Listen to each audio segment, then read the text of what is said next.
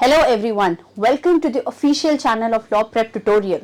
Today what we are going to do is we are going to discuss the questions that are asked to you in logical reasoning. And before I start the session, बहुत clear होना पड़ेगा कि ये logical reasoning का ये वाला जो section है आज हम सिर्फ क्रिटिकल रीजनिंग को कवर कर रहे हैं. And if you still don't know the meaning of logical reasoning, let me explain it to you again. Logical reasoning के दो पार्ट्स होते हैं, critical reasoning and analytical reasoning, right. CLAT 2025 का इतना अभी जो डिस्कशन चल रहा है, सीटिंग अरेंजमेंट का जो क्वेश्चन है उस पर, है ना, चलता आया है, चल भी रहा है, उसके आंसर्स गलत थे, राइट. वो क्वेश्चन का पार्ट था एनालिटिकल रीजनिंग का. क्लियर? उसमें फैक्ट बेस्ड क्वेश्चंस होते हैं, सारे स्टूडेंट्स को सेम बात समझ में आएगी, राइट. सेम प्रोसेस फॉलो होता है सब स्टूडेंट्स की तरफ से उस क्वेश्चन को सॉल्व करने का, राइट. क्रिटिकल रीजनिंग का मतलब क्या होता है? When you get passage based questions. Important उसमें भी क्या है? एक पैसेज पढ़ना, राइट. पैसेज ऐसा जिसमें ऑथर का कोई ओपिनियन होगा, something more than an information, right. वो होता है आपका पैसेज और उसके ऊपर बेस्ड होते हैं आपके questions. Okay, so let's start the video and what we are going to discuss is कि लॉजिकल रीजनिंग जो सेक्शन है आपका क्लैट का, उसमें एक्चुअली आपसे एक्सपेक्टेड क्या है, right. This is a proper picture from the CLAT consortium का वेबसाइट, जिसके ऊपर they have given the syllabus. UG का सिलेबस है, उसमें we are talking about logical reasoning, ठीक है. अब लॉजिकल रीजनिंग ऑफ कोर्स ये आज का अगर ये स्क्रीनशॉट हम मानते हैं तो ये क्लैट 2025 मतलब लास्ट जो एग्जाम हुआ है उसके लिए सिलेबस था. आई एम अज्यूमिंग कि यही रहेगा, नहीं तो फिर चेंज हो जाएगा तो कुछ और बना लेंगे, right. I explain it to you अगर कुछ बदल जाएगा तो. फॉर द टाइम बीइंग हमारे पास में ये सिलेबस है जो हमको करना है तैयार फॉर अ क्लैट एग्जाम, ठीक है. चलो let's read it. The logical reasoning section of UG CLAT will include a series of short passages of about 450 words each. Her passage 450 words का around होगा. Each passage will be followed by one or more questions, one or more, एक या पांच, जैसे कि अभी तक होता आया है. That will require you to recognize an argument, its premises and conclusions first. ये पहला है. Second, read and identify the argument set out in the passage. दूसरा, तीसरा, critically analyse patterns of reasoning. एक, assess how conclusions may depend on particular premises or evidence and how conclusions may be strengthened or weakened as a consequence of an alteration in premises or supporting facts. Basically ये point आपको समझा रहा है कि आपको एक passage को critically analyse करना आना चाहिए उसकी रीजनिंग के लिए, ठीक है, पहला काम. दूसरा, आपको वो जो कंक्लूजन है उस आर्टिकल में उसको आपको पता लगाना आना चाहिए कि कौन से प्रेमाइस, कौन से एविडेंस पर बेस्ड है कंक्लूजन जो ऑथर ने लिखा है. थर्ड काम होता है कि उसी कंक्लूजन को आप स्ट्रेंथन या वीकन कर सको एज ए कॉन्सिक्वेंस ऑफ कि जब आप प्रेमाइसेस बदल दो, ठीक है. ये नेक्स्ट, तो ये हो गया आपका third, strengthening. Fourth, weakening, right. Next, infer what follows from the passage, apply these inferences to new situations. समझ में आ रहा है आपको लॉजिकल रीजनिंग का सिलेबस? ये फिफ्थ है आपका टॉपिक कि भाई इन्फर करो, समझो पैसेज में क्या है, फिर उस समझे हुए को अप्लाई करना है to new situations. Okay, this is your fifth part. Next है draw relationships and analogies, identify contradictions and equivalence and assess the effectiveness of arguments. कई बार बच्चे क्वेश्चन करते हैं कि भाई मॉक में आप कुछ पूछ रहे हो या फिर क्लास में कुछ टॉपिक करवाया, वेर ये कहाँ है, ये यहाँ है, ये यहाँ है, क्लैट कंसोर्शियम की वेबसाइट पर है. रिलेशनशिप निकालना मतलब पैसेज में कौन सी बातें रिलेटेड है, एनालॉजीज कितनी सिमिलैरिटी है from some other situation, contradictory बातें क्या हैं, इक्विवेलेंट सेम बातें क्या हैं, और कितना इफेक्टिव है कोई आर्ग्यूमेंट, ये पता लगाना. These all things are part of your preparation, ठीक है. अब ये हमको सिलेबस समझ में आ गया. इसका नेक्स्ट स्टेप होता है कि हम आज तक के सारे पेपर्स को भी चेक करें टू बी वेरी श्योर कि क्या इतना पढ़ने से हमारा काम हो जाता है. Are we clear? कि मतलब जो हमको क्लैट पूछ रहा है is it only revolving around this or is it something else as well?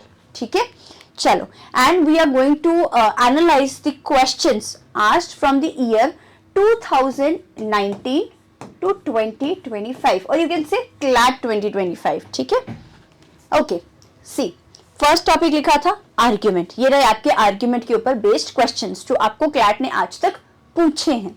Which of the following is correct expression of the author's opinion? Opinion क्या होता है? Argument. ठीक है? These are types of questions जो इस topic से related है. Okay, let me be clear कि ये जो नीचे सारे क्वेश्चंस लिखे हैं ये क्वेश्चंस आपको क्लैट के पास्ट ईयर में मिल जाएंगे एज इट इज हैं, right? And I am trying to tell you कि कौन सा क्वेश्चन कौन से टॉपिक से रिलेटेड है. Okay, as per the above passage इसी तरीके से फ्रेम्ड होता है question. Which of the following does not correctly represent the author's view? दूसरा मतलब क्लैट जब आपको क्वेश्चन पूछ रहा है तो वो आपको क्या लिखा है और क्या नहीं लिखा है, दोनों चीजों का क्वेश्चन एक साथ पूछ रहा है. ठीक है, according to the author what is current state of Indian economy, ये होगा पैसेज से related, that's not our concern. हमारे लिए इंपॉर्टेंट क्या है, ये according to the author answer देना होता है. As per the above passage, which of the following does not correctly represent the author's view regarding the widespread persecution of teenage lovers under the POCSO Act? Again, कौन सा argument represent नहीं करता? तो this is very clear कि जो उन्होंने syllabus में लिखा था वैसा ही हमको पूछा है कि भाई आर्ग्यूमेंट लिखा था, आर्ग्यूमेंट कौन सा मैच करता है, या तो क्वेश्चन ये है, या कौन सा रिप्रेजेंट नहीं करता ऑथर का ओपिनियन, वो एक क्वेश्चन है. ठीक है, you can of course check the past year papers to check कि हाँ इस तरीके के questions पूछे हैं, but why waste your time? You can just watch this, you can just remember it from here, and of course if you want a PDF of this, लिखने में भी अगर प्रॉब्लम होती हो या मार्क करने में भी प्रॉब्लम होती है, of course you can tell me, I'll provide you PDF also of this, but this is important. हम क्वेश्चंस का एनालिसिस क्यों कर रहे हैं? क्योंकि जब हम प्रिपेयर कर रहे हैं for a competitive exam, you have to be very clear कि क्या पढ़ना है और क्यों पढ़ना है, और जो पढ़ा है उसमें से क्या पूछा जा सकता है. ओके, कंक्लूजन लिखा था एक टॉपिक, प्रीमाइसेस एंड कंक्लूजन. ये अभी तक इस तरीके का कंक्लूजन का क्वेश्चन आपको क्लैट ने पूछा है, और इसमें इंपॉर्टेंट क्या है, Which of the following conclusions can be drawn from the above statement? ये दो अलग अलग टाइम के क्वेश्चन है, मैंने दोनों लिखे हैं. क्यों लिखे हैं? आपको ये बताने के लिए कि कंक्लूजन पूरे पैसेज का पूछ नहीं रहे. Can you get my point? ये आपको एक लाइन देकर कंक्लूजन पूछ रहे हैं, राइट? So can you understand the importance of practising more questions, practising more mocks. Students को कई बार लगता है इतने मॉक क्यों देने, अब हमको सब समझ में आ गया है. इसलिए देना है क्योंकि आपको किसी टॉपिक पर इतनी प्रेपरेशन की जरूरत होती है कि आप पूरे पैसेज का भी कंक्लूजन निकालना जानते हो और एक लाइन का भी. Okay, so these were the types of questions जो आपको कंक्लूजन में पूछे थे only for above statement. Okay, third category strengthen. ये पढ़ा था हमने, कंक्लूजन को स्ट्रेंथन करना है या वीकन, ये स्ट्रेंथन के क्वेश्चन है. अब important again what I am trying to tell you is कि या तो वो आपको पूछते हैं स्ट्रेंथन द ऑथर्स आर्ग्यूमेंट, एक, या वो आर्ग्यूमेंट आपको लिख कर देते हैं. Are we clear? This is a difficult type of question क्योंकि पहले फिगर आउट करना पड़ता है कि ऑथर का आर्ग्यूमेंट क्या है, राइट? फिर हम उसको स्ट्रेंथन करते हैं, राइट? हम उसका कोई alternative premise evidence supporting argument provide करते हैं स्ट्रेंथन करने के लिए. दिस इज अ क्वेश्चन जिसके अंदर ऑलरेडी स्टेटमेंट है, आर्ग्यूमेंट है, which means you have to only strengthen this written argument. Same goes here, most closely supports the fact that, ये रहा आपका आर्ग्यूमेंट जिसको आपको सपोर्ट प्रोवाइड करना है. These are very restricted questions, good and easy questions जिसमें सिर्फ एक टारगेटेड आर्ग्यूमेंट है, उसको स्ट्रेंथन करना है, that's it. But when they give you this type of question and that too it is written author's argument, यहाँ लिखा है strengthen the main argument in the passage. Can you understand the difference? तो मतलब आपको author का कोई भी argument जो सही लगे according to the options given, आप ये क्वेश्चन सॉल्व कर लेते हैं. पर इस क्वेश्चन को सॉल्व करने के लिए you had to figure out what, first the main argument of the passage, right?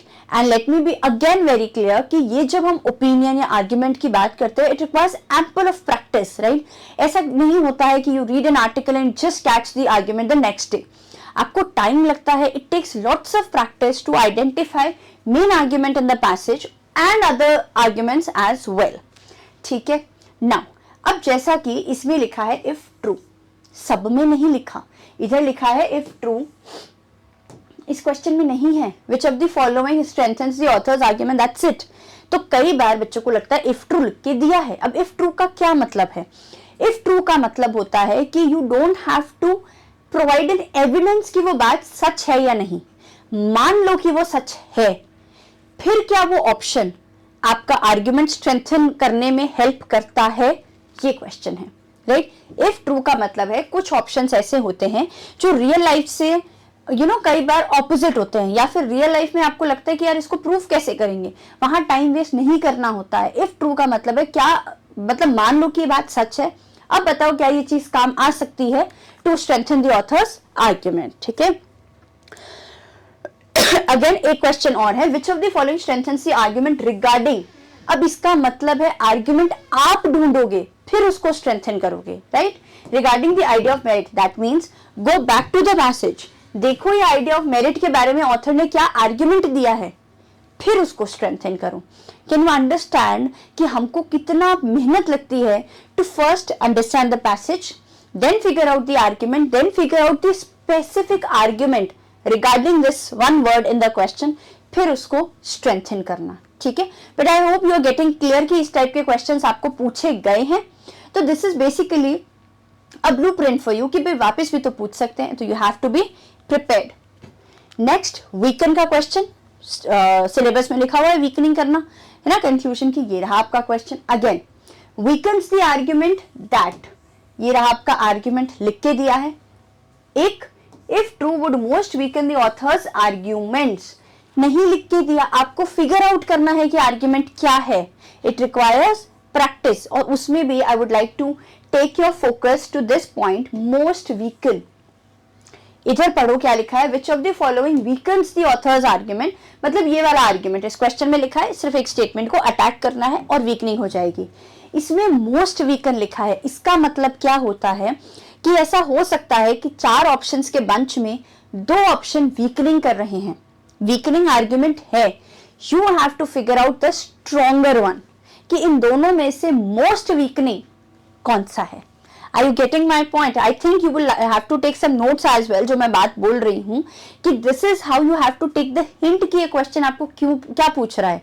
जब आप स्टूडेंट्स कहते हैं कि हमारे 2 ऑप्शन में तो हम कंफ्यूज हो गए, अब कौन सा आंसर होगा, आपने या तो क्वेश्चन ध्यान से नहीं पढ़ा, या कि उसमें वो मोस्ट वीकनिंग पूछ रहा है, या फिर आपने दोनों आर्ग्यूमेंट में से फिगर आउट ही नहीं किया है कि ज्यादा स्ट्रॉन्ग आर्ग्यूमेंट कौन सा है। Okay, do it next time you solve the questions.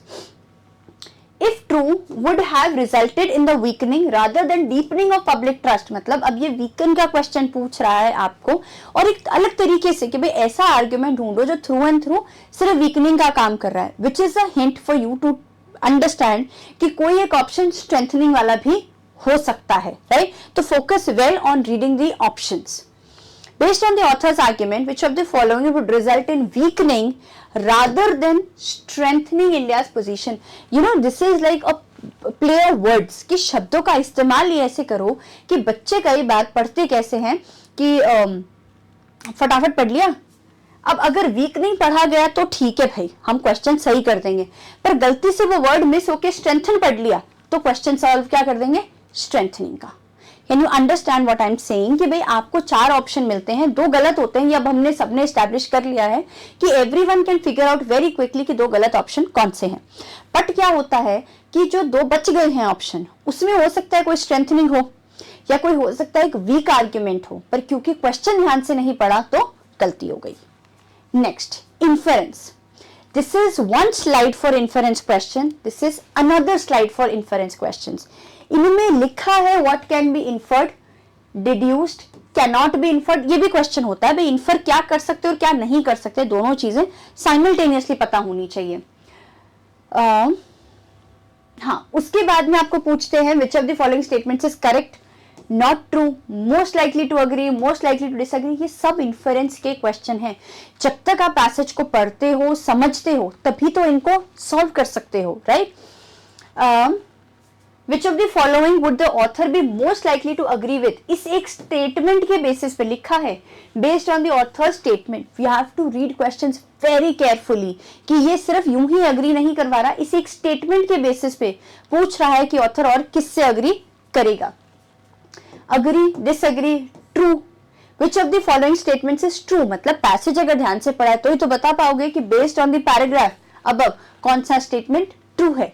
ये वाली स्लाइड और ये वाली स्लाइड तो बहुत ध्यान से पॉज करके चेक दिस आउट अगेन, कि ये क्वेश्चन जो आपको पूछ रहे हैं या बेसिकली इन्फरेंस, जब वो पूछते हैं कि ये वर्ड क्या इंडिकेट करता है, ये ऑथर क्या इंडिकेट कर रहा है, कौन से फैक्टर्स हैं, क्या पार्ट है स्टेट पॉलिसी, इस वर्ड का मतलब क्या है, इस फ्रेज का मतलब क्या है, इसका एक ही मतलब है, all answers have to be related to the content of the passage।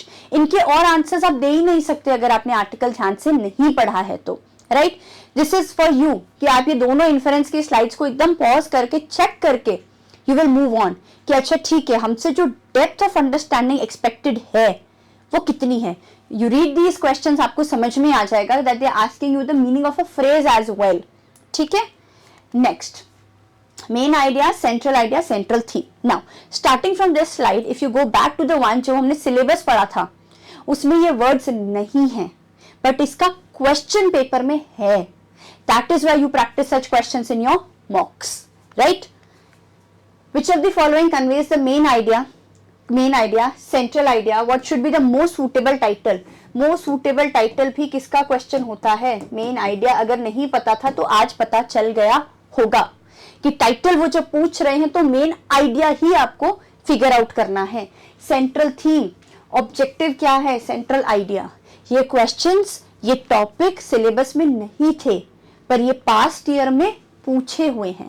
That is why you need to focus on CR classes, right. Assumption का क्वेश्चन, क्या ये वर्ड पढ़ा था अपने सिलेबस में? नहीं पढ़ा, बट ये एक इंपॉर्टेंट टॉपिक है क्योंकि आपको ये पूछा हुआ है, राइट। ये एक लाइन देकर आपको पूछा है, ऑथर अज्यूम्स दैट, इसे एक लाइन में बताना है। इन दिस लाइन, ये क्वेश्चन है, in this line the author assumes that, इस लाइन का अजम्पशन दो। Again, what which of the following is an implicit assumption. Assumption भी दो तरीके के ये जो बता रहे हैं, पूछ रहे हैं इम्प्लिसिट अजम्पशन, एक अगली वीडियो में I will explain it to you. अभी तो क्वेश्चन समझ लेते हैं। Underlying assumption in the present study, the conclusion the author draws in this argument follows logically if which of the following is assumed. Practice करने से तो ये हो ही जाएंगे, कोई प्रॉब्लम नहीं है। पहले चाहिए एक्सेप्टेंस की ऐसे क्वेश्चंस आते हैं, आ चुके हैं, राइट। इफ यू से ओनली कि भाई हमने सिलेबस वेबसाइट से पढ़ा तो ये वर्ड नहीं था तो इसको क्या पढ़ेंगे? नहीं पढ़ना पड़ेगा क्योंकि पास्ट ईयर में पूछे हुए क्वेश्चंस हैं। विच of the following must necessarily be true and which of the following must necessarily be true, दो बार इसलिए लिखा है क्योंकि ये पूछा हुआ है। ये दोनों क्वेश्चन अजम्पशन के होते हैं। एक तो क्वेश्चन होता है which of the following is true based on the passage, तो जो पैसेज में लिखा है वो मस्ट नेसेसरीली बी ट्रू। कई बार आप जब क्वेश्चन, आप पास्ट ईयर का पेपर खोलना, आपको पता चलेगा कि वो चारों ऑप्शंस पैसेज से नहीं है, वो पैसेज के अजम्पशन का पार्ट है। This is how we figured it out कि भाई ये क्वेश्चन जो ऑप्शंस हैं उसके बेसिस पर आप इस पर्टिकुलर दो क्वेश्चन का आंसर देते हो। Of course go back to the past year papers, तब आपको मेरी बात समझ आएगी एंड फॉर लेटर पर्पसेस याद भी रहेगी। नेक्स्ट, मिसलेनियस, ये बहुत इंपॉर्टेंट है। इसमें पता है क्या इंपॉर्टेंट है, अभी जो एलपीटी के मॉक्स हो चुके हैं उसका ये फ्रेमवर्क है। मतलब ऐसे ही क्वेश्चंस मॉक के लिए भी रेडी होते हैं कि देखो इसमें लिखा है was there a word written analogies, relationship, draw relationships and analogies. पढ़ो ये question, which of the following is most similar to author statement. Analogy बतानी है, आपको पिक करना है कि जो बात ऑथर ने लिखी है वैसा और कौन सा ऑप्शन है जो सिमिलर टर्म्स पे बात कर रहा है। ये रहा क्वेश्चन एक। Resolve the conundrum, do we practice resolve the paradox, ये रहा उसका क्वेश्चन जो आपको पास्ट ईयर में पूछा हुआ है। Which of the following is most likely to be true if the author statements about gender networks are true. अभी आपको गैस करना है, ये आंसर पैसेज में थोड़ी ना होगा, ऑथर ने तो आर्टिकल लिख दिया, अब आपको गैस करना है कि अगर ऑथर का लिखा हुआ सब कुछ सच है तो और इसमें से क्या सच हो सकता है। इधर पढ़ो, which of the following is most likely to be an outcome और what the author describes. Most likely का मतलब ही गैस वर्क है कि आप गेस करके बताओ कि भाई ये जो बात ऑथर ने लिखी है अगर इसको कहीं अप्लाई करें तो क्या आउटकम हो सकता है। फिर if professors evaluations are most important criteria, which of the following would be most likely outcome based on the information. ये आपको चेक कर रहे हैं that whether can you understand article की एप्लीकेशन, कि अगर इसको कहीं पर हम अप्लाई करें तो क्या रिजल्ट आता है। They are trying to check you कि आपकी कितनी पकड़ है आर्टिकल पर, आपको कितनी डीप अंडरस्टैंडिंग आर्टिकल को पढ़ते हो जाती है। और डीप वर्ड भी मैं यूज नहीं करूंगी, आई वोंट रिपीट इट, क्योंकि वो सिर्फ अंडरस्टैंडिंग से काम हो जाता है। Once you have now read the questions, I would really recommend you to read the past year papers. फिर you start your preparation for CR. दो बातें क्लियर हो जाएंगी, एक तो कॉम्प्रिहेंशन अच्छा होना चाहिए तो सारे क्वेश्चन सॉल्व हो जाएंगे, दूसरा एक्सेप्टेंस होना चाहिए कि भाई ये क्वेश्चन की वैरायटी पास्ट ईयर्स में बहुत ज्यादा रही है, बहुत ज्यादा भी नहीं है पर कुछ क्वेश्चंस पर बहुत ज्यादा एम्फेसिस है, उन कॉन्सेप्ट्स पर हमारा होल्ड बहुत स्ट्रॉन्ग होना चाहिए। I really hope this helps you. अगर आपको इसका पीडीएफ चाहिए you can of course put that in the comment box, I provide that to you, ताकि इसको लिखना नहीं पड़ेगा या होता है ना स्क्रीनशॉट नहीं लेना पड़ेगा, and you can have a PDF and you can read that again कि अच्छा ठीक है इस टाइप का क्वेश्चन आता है, कैन आई आंसर इट और not. I hope this helps you and I will see you next time.